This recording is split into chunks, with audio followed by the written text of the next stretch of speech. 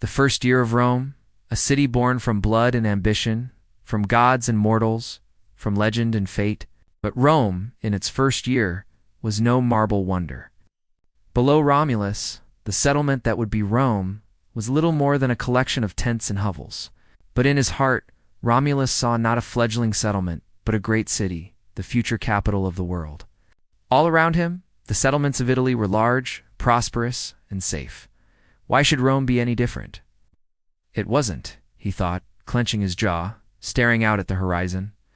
And thunder of war and weariness, of loss and longing, of hope and homecoming. For this was the first year of Rome. But it was also the first year of a new beginning for those who had nowhere else to go. A new beginning for those who had nothing left to lose. It was a year of beginnings, of second chances, of new dreams taking root in the soil of old ambitions. It was a patch of hills, a scattering of huts, a dream drawn into the dirt by Romulus himself, a city with no people, no families, and so they came. Men with nothing left.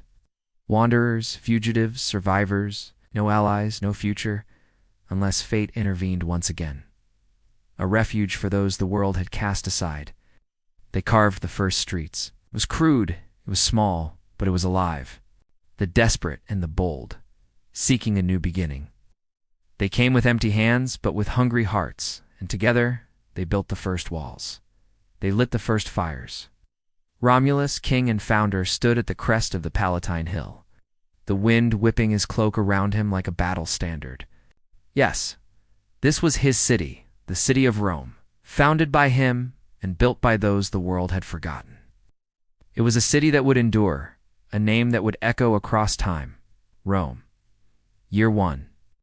The beginning of something far greater than they could ever imagine.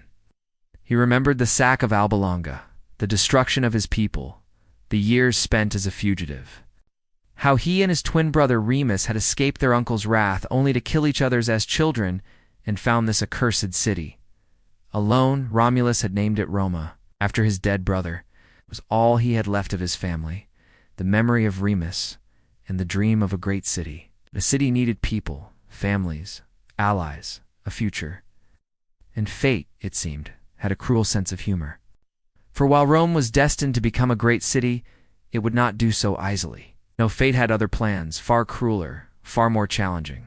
The people who did come were outcasts, runaways, the forgotten. Romulus, watching them, felt a swell of pride. And so we find ourselves at the end of the first year of Rome, a year of blood.